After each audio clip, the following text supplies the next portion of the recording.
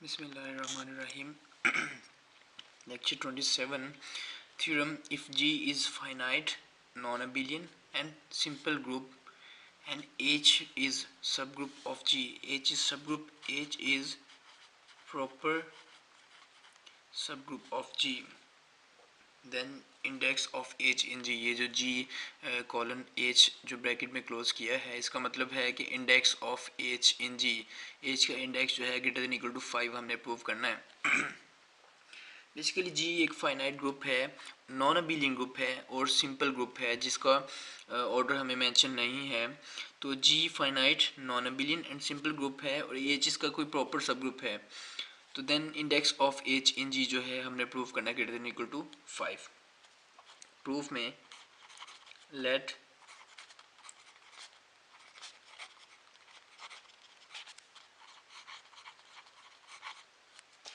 G be a finite group, finite non-abelian simple group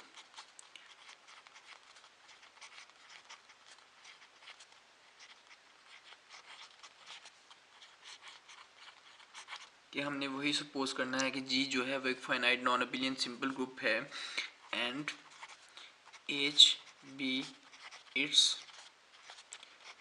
proper subgroup। H जो है इसका proper subgroup है। हम लोग सपोज करते हैं कि H का जो इंडेक्स है वो है n। तो बेसिकली हम लोगों ने प्रूव करना था कि H का जो इंडेक्स है वो 5 से बड़ा है। तो हमने सपोज किया कि H का इंडेक्स जो है वो n है। बेसिकली हमने यहाँ पे अब प्रूव करना है कि n जो है वो 5 से बड़ा है। तो इंडेक्स बेसिकली होता है नंबर ऑफ डिस्टिंक्ट कोसेट्स। तो यहाँ पे हम लोग एक नई सपोजिशन करते हैं, let S be the set of all cosets of H in G। कि हम लोगों ने सपोज किया कि S जो है वो सेट ऑफ ऑल कोसेट्स है। बेसिकली सारे कोसेट्स S में हमने सपोज किए। दैट इज, इसका मतलब है कि S की शेप होगी हमारे पास X H, X belongs to G। सारे के सारे एक्स एज से जो कोसेट्स बनेंगे वो एस के अंदर होंगे। तो इसका मतलब है कि एस का ऑर्डर होगा एन। बेसिकली हमने सपोज किया कि जितने भी कोसेट्स हैं, नंबर ऑफ कोसेट्स वो हैं एन। तो नंबर ऑफ कोसेट्स, सारे के सारे कोसेट्स एस के अंदर हैं, तो एस का ऑर्डर बन गया एन, मीन्स एन कोसेट्स होंगे। Define a mapping.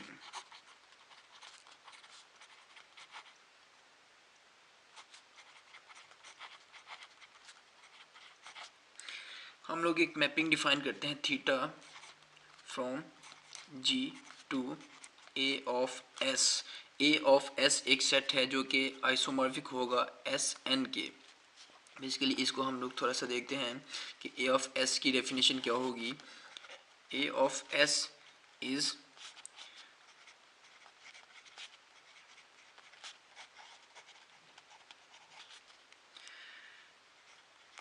Basically A of S जो है वो ऑटोमॉर्फिज्म सेट है, means set of all bijective mappings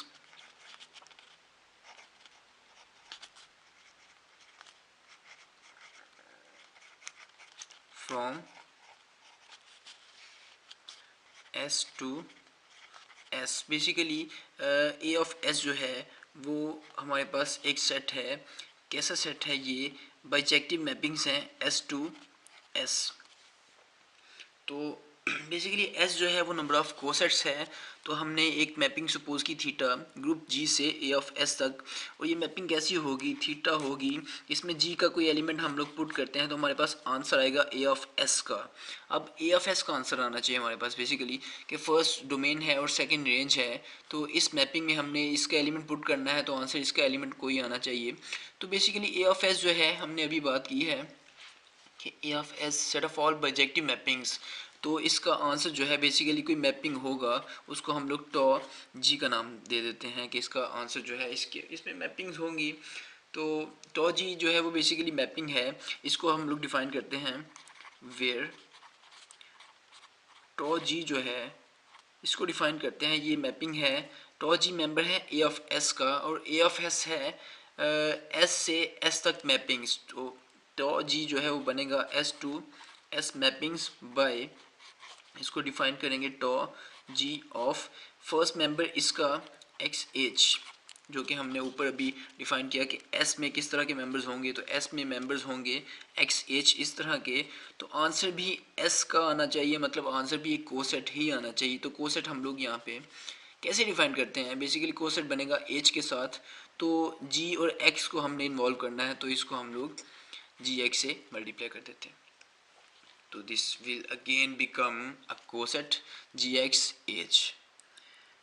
तो for all X H belongs to S, ये हमने दो मैपिंग यहाँ पे बेसिकली एक मैपिंग डिफाइन की, इसको फिर से देखें थीटा जी से ऑटोमॉर्फिज्म ऑफ एस, और इसमें हम लोग पहला एलिमेंट पुट करते हैं जी का, तो second element A of S का आना चाहिए। बेसिकली ए ऑफ एस था set of all bijective mappings, तो इसमें ये set of all bijective mappings है, तो आंसर इसका जो है बाइजेक्टिव मैपिंग टॉ जी हमने कह लिया। अब टॉ जी बेसिकली है एस टू एस, बाइजेक्टिव एक मैपिंग है एस से एस तक, इसको डिफाइन करेंगे टॉ जी में हम लोग इसका एलिमेंट पुट करते हैं एक्स एच, तो आएगा इसी का एलिमेंट, उसका एलिमेंट हमने कैसे खुद से सोच के बनाया है, तो एच को हम लोगों ने वैसे लिखा, जी और एक्स को मल्टीप्लाई कर देंगे एच के साथ, it will again become a coset.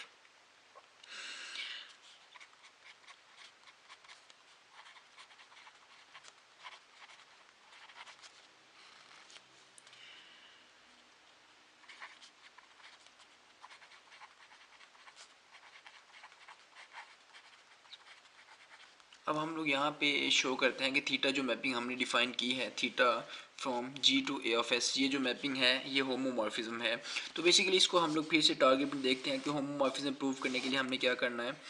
हमने होमोमॉर्फिज्म प्रूव करने के लिए बेसिकली करना है theta of ji one ji two equals to theta of ji one and theta of ji two, this is our target. Theta of ji one ji two basically जो हमने mapping define किया है, इसको देखते हैं कि थीटा ऑफ जी, कि यहाँ पे जो मेंबर होगा टॉ के साथ हमने वो लगाना है, तो यहाँ पे theta of ji one ji two है, तो tau of ji one ji two equals to theta of ji one बनेगा tau G one and theta G two बनेगा टॉ जी टू। तो दिस इज आवर टारगेट, हमने ये चीज़ prove करनी है यहाँ पे। इसको देखते हैं कैसे, कंसिडर करते हैं लेफ्ट हैंड साइड को हम लोग theta of ji one ji two को, तो theta of ji one ji two जो है इसको हम लोग लिख सकते हैं टॉ जी वन जी टू। जी इसको टॉ जी वन जी टू लिखा, इसको वन का नाम दे के हम लोग टॉ जी वन जी टू पे एलिमेंट्स अप्लाई करते हैं एक्स एच। बेसिकली टॉ की जो मैपिंग है, थीटा की मैपिंग ये है और टॉ की मैपिंग जो है वो ये है, तो टॉ की मैपिंग अप्लाई करते हैं। तो टॉ की मैपिंग अप्लाई करेंगे तो बेसिकली यहाँ पे जो एक्स एच है, हमने कैसे मैपिंग को डिफाइन किया कि एक्स एच के साथ हमने इस जी को मल्टीप्लाई किया, तो यहाँ पे एक्स एच के साथ इस एलिमेंट जी वन जी टू को मल्टीप्लाई कर देंगे। तो यहाँ से हम लोग क्या करते हैं, जी वन और जी टू एक्स एच इसको एक ब्रैकेट में क्लोज करते हैं, तो वापस इसको हम लोग मैपिंग क्लोज करते हैं, ये बनेगा टॉ जी वन और जी टू एक्स एच। जी हमने वापस क्लोज किया, देखें तो जी ऑफ एक्स एच को हम लोग लिखते हैं जी एक्स एच इकट्ठा, तो जी एक्स एच को हम लोग वापस लिख सकते हैं एक्स एच इंटू जी, इस जी एलिमेंट को वापस फर्स्ट एलिमेंट को वापस लिखना है। सेम इसी तरह हमने यहाँ पे क्या किया कि फर्स्ट एलिमेंट जी वन था, जी वन को यहाँ टॉ के साथ लिखा और जी टू एक्स एच यहाँ ब्रैकेट में फिर से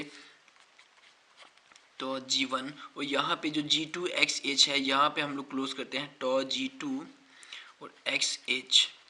तो बेसिकली फिर से हमने जो पहला एलिमेंट जी2 था इसको हमने टॉ के साथ लिखा और एक्स एच ब्रैकेट में, तो ये हमारे पास बन गया tau g1 g2 x h equals to tau g1 tau g2 x H. तो इसको हम लोग अगर सेपरेट करते हैं फिर से मीन्स के यहाँ पे दोनों तरफ से एक्स एच को रिमूव करते हैं, तो बनेगा tau g1 g2 equals to tau g1 tau g2. तो ये हमारे पास मैपिंग थी theta of ji one ji two, तो जी वन बनेगा थीटा ऑफ जी वन और ये theta of ji two. So यहाँ पे मैपिंग बन गई theta of ji one ji two equals to theta of ji one theta of ji two. So theta is homomorphism. तो theta homomorphism बन गया। अब by first fundamental theorem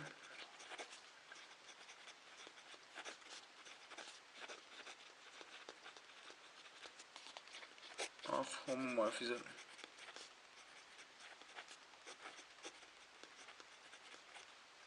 first fundamental theorem of homomorphism से यहाँ पे हम लोग लिख सकते हैं g over kernel of theta isomorphic to theta of जी।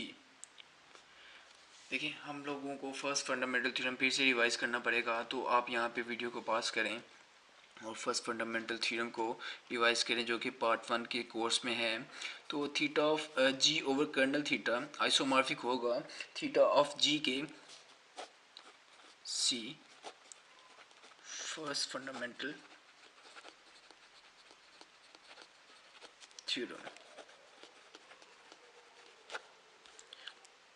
जी। तो वे थीटा ऑफ जी जो है हमारे पास यहाँ पे डिफाइन कर लेंगे। थीटा ऑफ जी बेसिकली है क्या, इज सम सब ग्रुप जी। तो थीटा ऑफ जी जो है वो डिफाइन करते हैं कि इस some subgroup of S N. Basically हमारे पास जो मैपिंग थी स्टार्ट में हमने सपोज की है वो मैपिंग है कि थीटा जो है वो जी से ए ऑफ एस तक मतलब एस एन तक एक मैपिंग है। तो थीटा ऑफ जी बेसिकली क्या है, इमेज ऑफ जी। और इमेज ऑफ जी किसी भी सेट का इमेज जो है वो उसके जो रेंज है हमेशा उसका सबसेट होता है। तो यहाँ पे ग्रुप्स की बात करते हैं कि थीटा ऑफ जी जो है हमेशा इसका सेकंड का सब ग्रुप बनेगा। तो theta of g becomes subgroup of S n. So theta of g subgroup of S N. अब यहाँ पे हम लोग देखें g over kernel theta isomorphic to theta of g. अब बेसिकली कर्नल थीटा जो है वो हमेशा नॉर्मल सब ग्रुप होता है जी में। और हम लोगों ने स्टार्ट में जो सपोज किया है कि जी जो है वो बेसिकली नॉन अबिलियन और सिंपल ग्रुप है। अब अगर जी जो है वो सिंपल ग्रुप है तो हम लोगों को सिंपल ग्रुप की डेफिनेशन पता है कि सिंपल ग्रुप में कोई भी सब ग्रुप जो है वो नॉर्मल नहीं हो सकता, मतलब प्रॉपर नॉर्मल सब ग्रुप नहीं हो सकता। अब बात यह है कि यहाँ पे कर्नल थीटा जो है वो जी में नॉर्मल है, तो कर्नल थीटा प्रॉपर तो नहीं हो सकता since G is simple group. So kernel theta can be a proper normal subgroup of ji.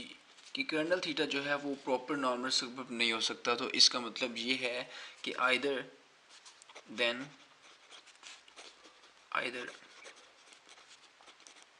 Colonel theta equals to identity और कर्नल थीटा इक्वल्स टू जी।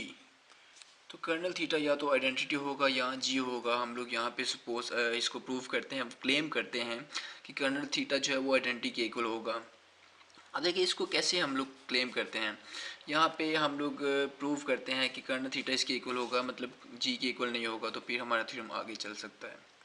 अब देखें हम लोग लेट करते हैं एक एलिमेंट कर्नल थीटा का। तो अगर ये एलिमेंट कर्नल का मेंबर है तो इसका मतलब है कि इस पे हम लोग मैपिंग अप्लाई करते हैं तो आइडेंटिटी मैपिंग हमारा आंसर आएगी बाय डेफिनेशन ऑफ कर्नल। इसकी डेफिनेशन आइडेंटिटी आएगी। तो थीटा ऑफ के था बेसिकली टॉ ऑफ के बनेगा इक्वल्स टू टॉ ऑफ ई। तो यहाँ पे हम लोग मैपिंग को अप्लाई करने के लिए दोनों तरफ एलिमेंट्स लेते हैं एक्स एच।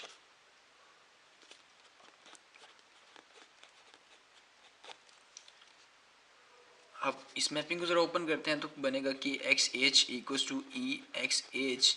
तो यहाँ से के x h equals to x h for all x belongs to ji.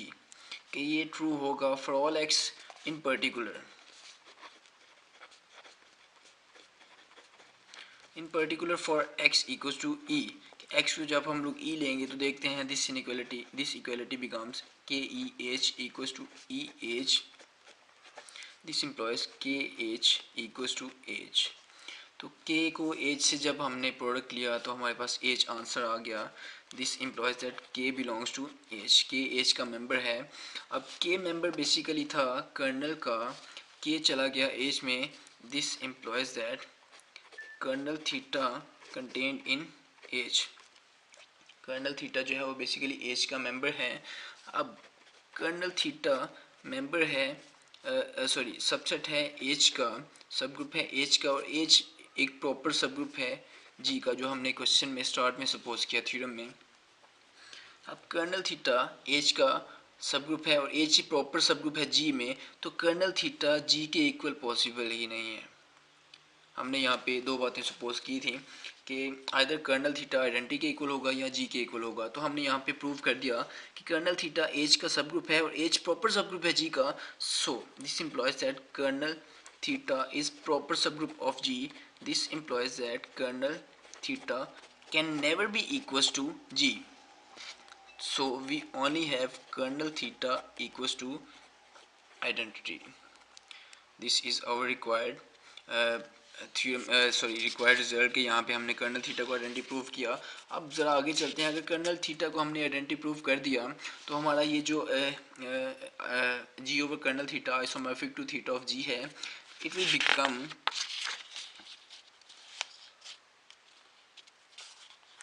Ji over identity isomorphic to theta of g, where theta of g is some subgroup of Sn. So g is isomorphic to some subgroup of Sn. तो वापस हम लोग चलते हैं n पे कि what is n। हमने suppose किया था कि n जो है वो हमने प्रूव करना है बेसिकली कि n greater than equal to 5 है। सो ऑन कंट्रारी सपोज करते हैं हम लोग, suppose that n equals to 4। Sorry यहाँ पे हम लोग n को सपोज करते हैं कि n 4 है, या हम लोग ये सपोज करते हैं कि n जो है वो लेस देन इक्वल्स टू 4 है। कि हम लोगों ने बेसिकली प्रूव करना है कि n greater than 5 means index 5 से बड़ा है। तो हम लोग कंट्राडिक्शन से काम करते हैं कि n less than equals to 4 है। और देखें 4 से छोटे के लिए हमारे पास जब कंट्राडिक्शन आएगी तो इसका मतलब है कि n 4 से छोटा और इक्वल नहीं हो सकता। So it must be n greater than 5 for n equals to 2। देखें n इक्वल्स टू 1 पे हम लोग बात नहीं कर सकते क्योंकि S1 जो है वो बेसिकली आइडेंटिटी सब ग्रुप है। So g is not equal to identity subgroup, identity group. So we start from n equals to 2। ठीक है, n 2 है, so g becomes, g is isomorphic to some subgroup of S2। हमने Sn की जगह पे n को 2 लिया तो S2। अब अगर G आइसोमॉर्फिक है सम सब ग्रुप ऑफ S2 के, तो S2 के जो सब ग्रुप्स हैं वो बेसिकली होंगे आइडेंटिटी और C2 कि S2 बेसिकली सब ग्रुप है 2 ऑर्डर का, जिसमें E और A इस तरह के एलिमेंट होंगे। तो 2 ऑर्डर का जो है वो साइक्लिक ग्रुप होगा, जिसका सब ग्रुप एक E बनेगा और दूसरा ये खुद C2। अब जी अगर इसके आइसोमॉर्फिक है तो ये अबिलियन ग्रुप है, which is not possible because हमने क्वेश्चन में स्टार्ट में सपोज किया है जी इज़ नॉन अबिलियन।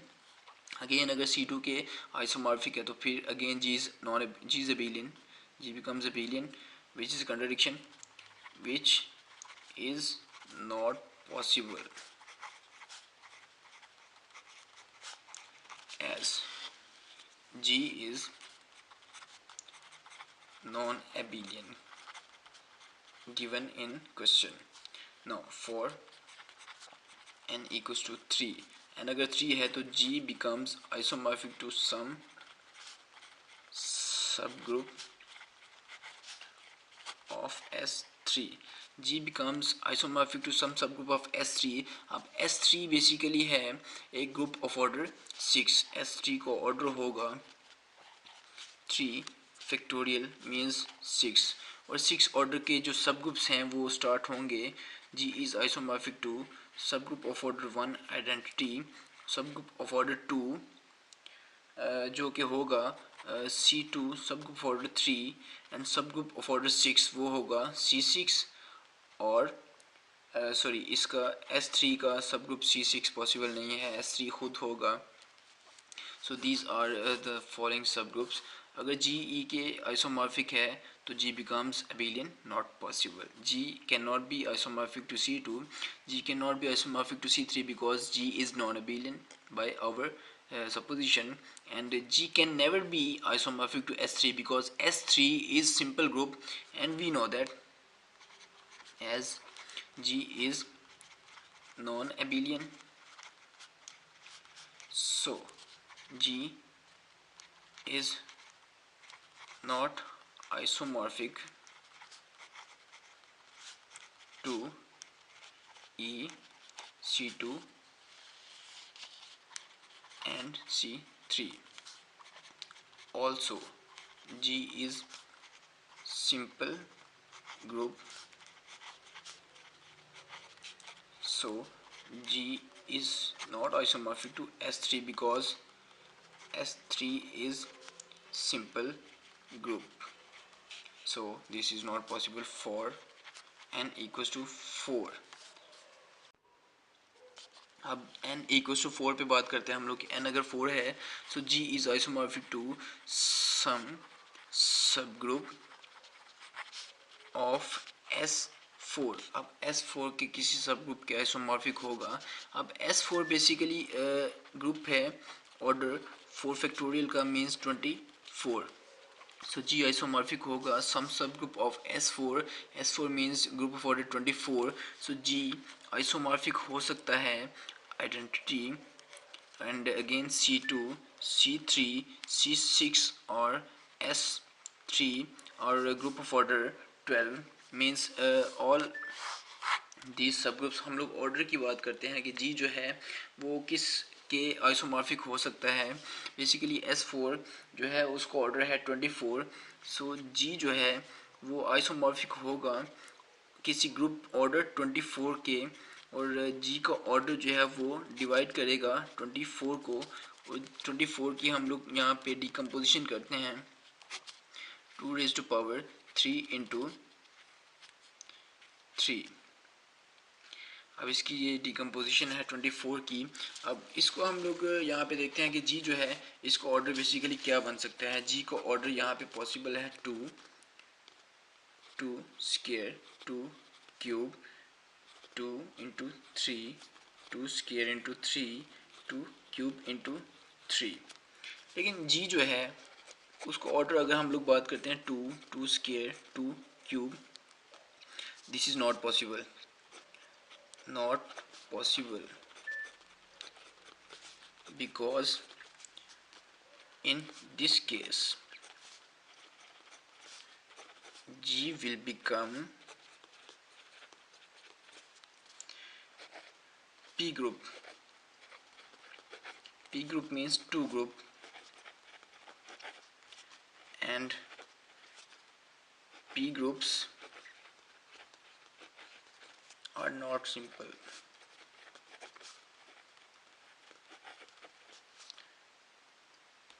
यहाँ पे हम लोग बात करते हैं कि अगर G का order 2 rays power 2 rays power 3 बनेगा हम लोग लेते हैं, तो ये पॉसिबल नहीं है because in this case G जो है वो बन जाएगा 2 ग्रुप 2 रेज़ पावर 2 3 2 ग्रुप बनेगा, और 2 ग्रुप बेसिकली P ग्रुप है which is not simple. P group simple नहीं होते बिकॉज P ग्रुप जो है उनका सेंटर हमेशा नॉन ट्रिवियल होता है, और सेंटर जो है वो इज़ अ प्रॉपर नॉर्मल सब ग्रुप इन एवरी ग्रुप।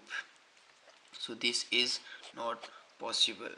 अगर हम लोग G को ऑर्डर लेते हैं 2 इंटू 3 मीन्स 6, तो 6 ऑर्डर के 2 ही हमारे पास ग्रुप्स हैं, C6 cyclic group of order 6 and S3, और G दोनों के आइसोमॉर्फिक पॉसिबल नहीं है बिकॉज G अगर हम लोग S3 के आइसोमॉर्फिक लेते हैं C3 के, तो C3 साइक्लिक ग्रुप है मीन्स एबिलियन, सो G नॉन एबिलियन है, नॉट पॉसिबल।